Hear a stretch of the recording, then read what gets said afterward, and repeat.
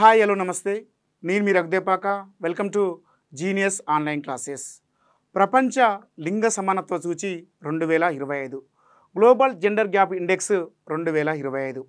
ఈ యొక్క అంశం ప్రధానంగా మన కరెంట్ అఫైర్స్లోను అదేవిధంగా ఎకానమీలో గ్రోత్ అండ్ డెవలప్మెంట్ అనే యూనిట్లో మనకు రిపోర్ట్స్ ఉంటాయి చూసినాం.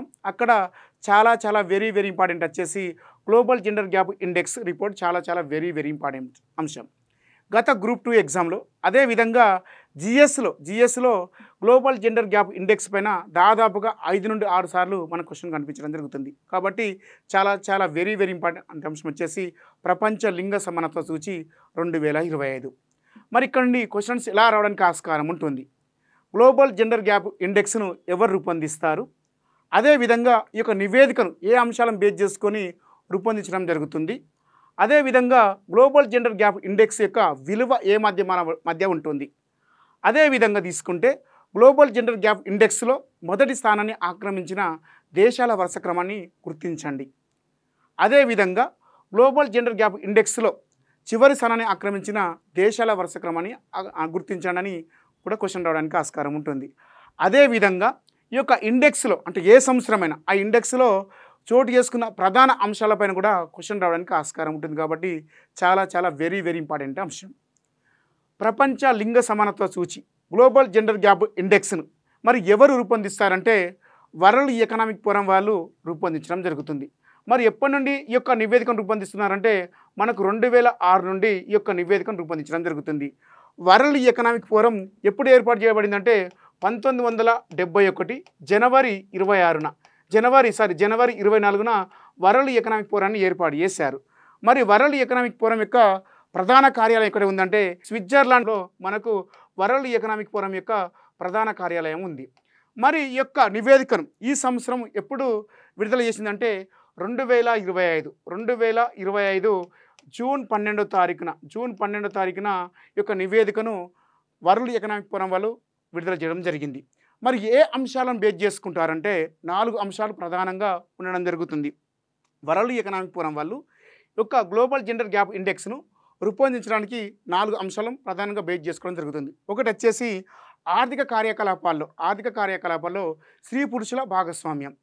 సెకండ్ అంశం వచ్చేసి విద్యా స్థితిగతులు, విద్యాపరమైనటువంటి ఆ నైపుణ్య స్కిల్స్ ఎలా ఉంటాయో వాటిపైన. మూడో అంశం వచ్చేసి ఆరోగ్యము మరియు జీవన స్థితిగతులు.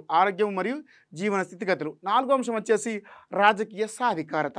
ఈ 4 అంశాలను బేస్ చేసుకొని ప్రతి సంవత్సరం కూడా వరల్డ్ ఎకనామిక్ ఫోరం వాళ్ళు గ్లోబల్ జెండర్ గ్యాప్ ఇండెక్స్ను రూపొందించడం జరుగుతుంది. మరి దీని యొక్క విలువ ఏ మాధ్యమాల మధ్య ఉంటుందంటే మనకు 0 to అంటే దీని 0 to 1 మధ్య దీని యొక్క విలువ ఉండడం జరుగుతుంది. 1 మధ్య ఉండడం జరుగుతుంది. 0కు దగ్గర ఉన్న విలువ ఉన్న అంశాలు అంటే ఎక్కువ అసమానతలు కలిగి ఉన్నాయని 1కు దగ్గరగా ఉన్న అంటే 1కి అంటే విలువ దగ్గరగా ఉన్న దేశాల యొక్క అసమానతలు తక్కువగా ఉన్నాయని ఈ యొక్క నివేదిక ఆధారం మనం అర్థం చేసుకోవచ్చును. మరి 2025 సంవత్సరానికి గాను గ్లోబల్ జెండర్ గ్యాప్ ఇండెక్స్ అంటే నివేదికను పరిశీలించినప్పుడు ప్రపంచవ్యాప్తంగా 148 దేశాలను తీసుకుంది వరల్డ్ ఎకనామిక్ ఫోరం వాళ్ళు. తీసుకోగా మన భారతదేశం ఈ యొక్క జాబితాలో 131 స్థానాన్ని ఆక్రమించడం జరిగింది. దీని యొక్క విలువ ఎంత అంటే 0.644 విలువను కలిగి ఈసారి గ్లోబల్ జెండర్ గ్యాప్ ఇండెక్స్లో భారత్ వచ్చేసి 131 స్థానాన్ని ఆక్రమించడం జరిగింది. మనకి 2024లో గ్లోబల్ జెండర్ గ్యాప్ అంటే ఈ యొక్క విలువ భారత్ యొక్క స్థానం ఏంటంటే 129, అనగా 2 స్థానాలు దిగజార్చుకుంది ఈ సంవత్సరం. 2 స్థానాలు దిగజార్చుకుంది భారత్. ఈ యొక్క జాబితాలో మరి మొదటి స్థానాన్ని ఆక్రమించిన దేశం ఏంటంటే ఐస్లాండ్. వరుసగా 16సారి ఐస్లాండ్ మొదటి స్థానాన్ని ఆక్రమించడం జరిగింది. ఈ యొక్క జాబితాలో మరి చివరి స్థానాన్ని ఆక్రమించిన దేశం ఏంటంటే 148 స్థానం. అంటే మనకు 148 దేశాలు అనుకున్నాం కాబట్టి పాకిస్తాన్ 148 స్థానాన్ని కలిగి ఉంది, చివరి స్థానాన్ని కలిగి ఉండడం జరిగింది. ఇదే జాబితాలో మనం తీసుకుంటే మనకు బంగ్లాదేశ్ యొక్క ఇంపార్టెంట్ కనిపిస్తుంది. ఈ యొక్క జాబితాలో ఏంటిదా ఇంపార్టెంట్ అంటే బంగ్లాదేశ్ ఈ జాబితాలో అంటే ఈ సంవత్సరంలోనే 75 స్థానాలను ఎగబాకి ఈ సంవత్సరం బంగ్లాదేశ్ 24వ స్థానాన్ని ఆక్రమించడం జరిగింది. 24వ స్థానాన్ని ఆక్రమించడం జరిగింది. పాకిస్తాన్ ఎంత అనుకున్నాము? పాకిస్తాను 148 అనుకున్నాం. 148 దక్షిణాసియా దేశాలను చూస్తున్నాం ఇప్పుడు మనం. ఓకేనా. నెక్స్ట్ ఇక్కడ తీసుకుంటే మాల్దీవ్స్ తీసుకుంటే మనకు మాల్దీవ్స్ తీసుకుంటే మనకు 138. అదే విధంగా తీసుకుంటే భూటాన్ తీసుకుంటే మనకు 119. భూటాన్ వచ్చేసి 119.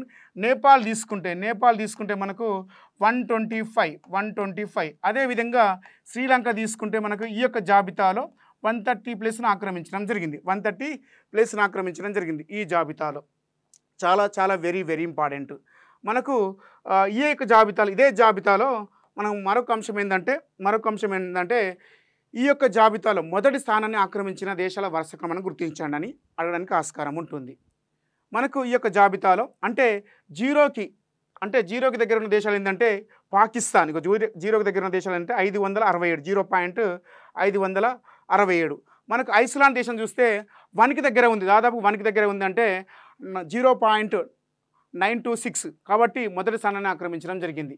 సెకండ్ ప్లేస్ వచ్చేసి ఫిన్లాండ్, థర్డ్ ప్లేస్ వచ్చేసి మనకు నార్వే, ఫోర్త్ ప్లేస్ వచ్చేసి న్యూజిలాండ్, ఫిఫ్త్ ప్లేస్ వచ్చేసి స్వీడన్ ఉండడం జరిగింది. ఇదే జాబితాలో చివరి స్థానాన్ని ఆక్రమించిన దేశాలు ఏంటంటే పాకిస్తాన్ వచ్చేసి 148. పాకిస్తాన్ తర్వాత ఉన్న దేశం ఏంటంటే సుడాన్, ఆ తర్వాత ఉన్న దేశం ఏంటంటే చాద్, ఆ తర్వాత ఉన్న దేశం ఏంటంటే ఇరాన్, ఆ తర్వాత ఉన్న దేశం ఏంటంటే గినియా. ఈ వరుస క్రమాన్ని అడగడానికి ఆస్కారం ఉంటుంది. మొదటి స్థానం ఆక్రమించిన దేశం ఏంటంటే ఐస్లాండ్, సెకండ్ ఫిన్లాండ్, థర్డ్ వచ్చేసి నార్వే, ఫోర్త్ వచ్చేసి న్యూజిలాండ్, ఫిఫ్త్ వచ్చేసి స్వీడన్ ఉండడం జరిగింది. చివరి నుండి పాకిస్తాన్ అంటే 148, 147 వచ్చేసి సుడాన్, 146 వచ్చేసి చాద్, 145 వచ్చేసి ఇరాన్, 144 వచ్చేసి గినియా. ఈ యొక్క జాబితాలో 2020 సంవత్సరానికి సంబంధించి తీసుకుంటే మనకు భారత్ వచ్చేసి 129 స్థానాన్ని ఆక్రమించిందని చెప్పుకోవడం జరిగింది. ఈసారి ఎంత? 131. అంటే 131 అంటే 2 స్థానాలు దిగజారింది భారత్ అని చెప్పుకోవాలి. 2 స్థానాన్ని దిగజారిందని చెప్పుకోవాలి. ఈ యొక్క జాబితాలో 4 అంశాలు ప్రధానంగా కీలక పాత్ర పోషిస్తారని చెప్పుకున్నాం కదా. వరల్డ్ ఎకనామిక్ ఫోరం వాళ్ళు ఈ యొక్క జాబితాను రూపొందించినప్పుడు 4 అంశాలు తీసుకుంటారు. ఒకటి, ఆర్థిక కార్యకలాపాల్లో స్త్రీ పురుషుల భాగస్వామ్యము. దాని యొక్క విలువ తీసుకుంటే 0.407. దాంట్లో వచ్చేసి భారత్ వచ్చేసి ఆర్థిక కార్యకలాపాల్లో స్త్రీల భాగస్వామ్యంలో ముఖ్యంగా 144 స్థానాన్ని ఆక్రమించడం జరిగింది. ఇదే జాబితాలో విద్యా సంబంధమైన నైపుణ్య విషయంలో విద్యాపరమైన స్థితిగతులు పరిశీలించినప్పుడు ఈ యొక్క స్థానం తీసుకుంటే జీరోకి అంటే ఇక్కడ 1కి దగ్గర ఉంది కాబట్టి తాను కొంచెం విద్యాపరమైన విషయాల్లో కొంచెము మెరుగుపడిందని చెప్పుకోవచ్చును. ఈ జాబితాలో 0.971 సంబంధించి తీసుకుంటే 110వ స్థానంలో ఉండడం జరిగింది భారత్ వచ్చేసి. ఆరోగ్యము మరియు జీవన స్థితిగతులు లేదా మనుగడకు సంబంధించి తీసుకుంటే 0.954 సంబంధించి 143 ప్లేస్లో మనకు ఇండియా ఉండడం జరిగింది. రాజకీయ సాధికారత తీసుకుంటే మనకు 0.245 విలువతోటి 69 ప్లేస్. అంటే భారతదేశం వచ్చేసి రాజకీయ సాధికారతలో కొంచెం వెనుకబడినప్పటికీ ఈ మధ్యలో చోటు చేసుకున్న పరిణామాలు అనేవి కొంచెం అంటే నైపుణ్యంగా ఉన్నాయని కూడా చెప్పుకుంటున్నారు ఈ యొక్క నివేదిక ప్రకారం. ఇదే జాబితాలో మనకు తీసుకుంటే 2020 సంవత్సరానికి గాను ప్రపంచవ్యాప్తంగా 148 దేశాలు తీసుకున్నప్పుడు మనకు భారత్ వచ్చేసి 131 చెప్పుకున్నాం. ఇదే జాబితాలో మొదటి స్థానం ఆక్రమించిన దేశం ఐస్లాండ్, చివరి స్థానం వచ్చేసి పాకిస్తాను. మరి అదే విధంగా తీసుకుంటే ఇందులో 64.1% సమానత్వంతో 64.1 సమానత్వంతో మనకు దక్షిణాసియా దేశాలలో ఇక్కడ తీసుకుంటే దక్షిణాసియా దేశాలలో అత్యంత వెనుకబడి ఉందని చెప్పుకోవచ్చు. మనం ఇక్కడ అత్యంత వెనుకబడి భారత్ ఉందని చెప్పుకోవచ్చు. ఎందుకంటే 131. ఇక్కడ చూసుకుంటే మనకు బంగ్లాదేశ్ వచ్చేసి మనకు 24, మాల్దీవ్స్ వచ్చేసి 138 అంటే 131 మనం చూడండి. భూటాన్ వచ్చేసి 119, నేపాల్ వచ్చేసి 125, పాకిస్తాన్ వచ్చేసి 148, శ్రీలంక వచ్చేసి తీసుకుంటే 130. దాదాపుగా దక్షిణాసియా దేశాలలో భారత్ వచ్చేసి వారి సరసన చేరిందని కూడా చెప్పుకోవచ్చు. ఇదే నివేదికలో ప్రపంచవ్యాప్తంగా సమానత్వం రావాలంటే, లింగ సమానత్వం రావాలంటే 123 ఏళ్ళు పడుతుందని ఈ యొక్క నివేదిక పేర్కొనడం జరుగుతుంది. ఇప్పుడు ప్రపంచ సగటు యొక్క లింగ సమానత సూచి ఎంత ఉందంటే 68.8% ఉందని ఈ యొక్క నివేదిక పేర్కొనడం జరిగింది. అదేవిధంగా రాజకీయ సాధికారతలో మనకు భారత్ యొక్క వెనుకంజను చూడవచ్చును. ముఖ్యంగా ఈ అంశాలను పరిశీలించినప్పుడు భారత ఆర్థిక వ్యవస్థ మొత్తంగా 0.3 పాయింట్లు మెరుగుపడిందని ఈ యొక్క నివేదిక పేర్కొంటుంది. అదేవిధంగా దేశంలోని మహిళా పురుషుల ఆర్థిక భాగస్వామ్యం అదనంగా 0.9 పాయింట్లు పెరిగి మొత్తంగా 40.7 సమానత్వాన్ని సాధించిందని వరల్డ్ ఎకనామిక్ ఫోరం చెప్పడం జరిగింది.